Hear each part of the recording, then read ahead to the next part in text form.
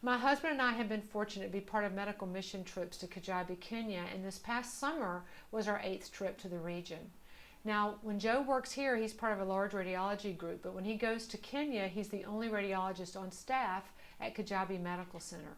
When I'm there, I'm one of 5 or 6 surgeons, and our goal is to repair cleft lips and cleft palates. Our team there also consists of an anesthesiologist, several nurse anesthetists, several nurses, a family practitioner, and other non-medical members. Our first day at Cure Hospital is very busy. As soon as we get there on Sunday morning, we arrive and we unpack.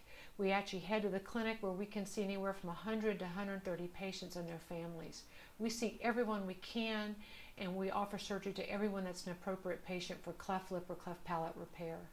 We usually are able to complete anywhere from 60 to 90 surgeries while we're there. A typical day for us in surgery is very different than my typical day here in surgery in the United States. Luckily, one of our non-medical team members gets up as early as 5 a.m. to prepare breakfast for the surgical team, and then after breakfast we head up to the hospital about 7 a.m. We walk up a hill to the hospital, and on our way up the hill we pass by lovely homes and gardens of full-time missionaries that are there, and we often get to pass by a family of baboons as well. I love working with the Cure Hospital staff that's there. They provide excellent care, and they've really become like family to me. So when I get to go back to Kijabe, Kenya every summer, I feel like I'm going to visit relatives. I truly enjoy being able to meet the parents of my patients, and I particularly enjoy the moments after surgery when I get to go out to this nervous, anxious, waiting mom and dad and tell them that the surgery's over and their child did okay in the recovery room. Their responses are so genuine, purely happiness mixed with relief knowing that their surgery's over and their child's okay.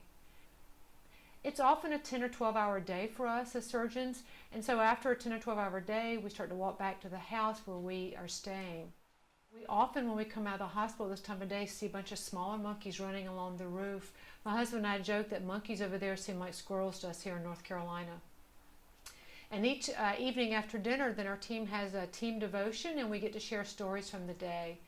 Every patient that we meet has a story, whether it's one of traveling for many days to come to the hospital. Some of them walk, some of them come by matatus, which are taxis, some are brought by relatives. It could be a mom thinking that her child's birth defect was her fault. It could be of a patient being ostracized or being picked on, not being able to get a job because of their cleft lip or cleft palate deformity.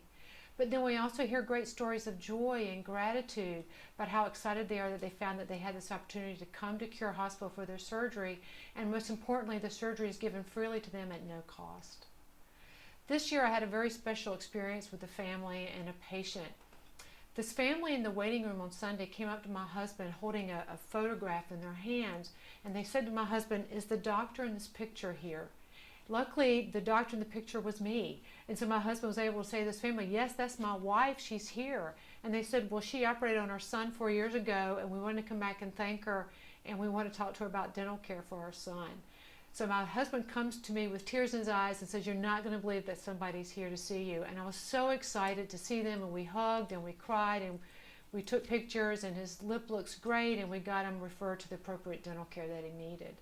So even though the hospital there has mobile clinics that follow up on our patients after we operate, we rarely ever get to follow up on our patients. So this was a really special moment for me to be able to meet and spend time with a patient from 4 years ago.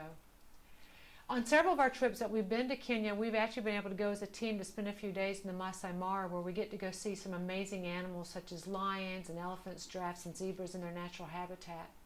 And my husband and I feel really blessed to be able to use our professional skills to help people in a place that might not otherwise have access to the specialty care. Practicing medicine and surgery at these mission hospitals is a fantastic way to share God's love, and we always return back home physically exhausted but spiritually fulfilled.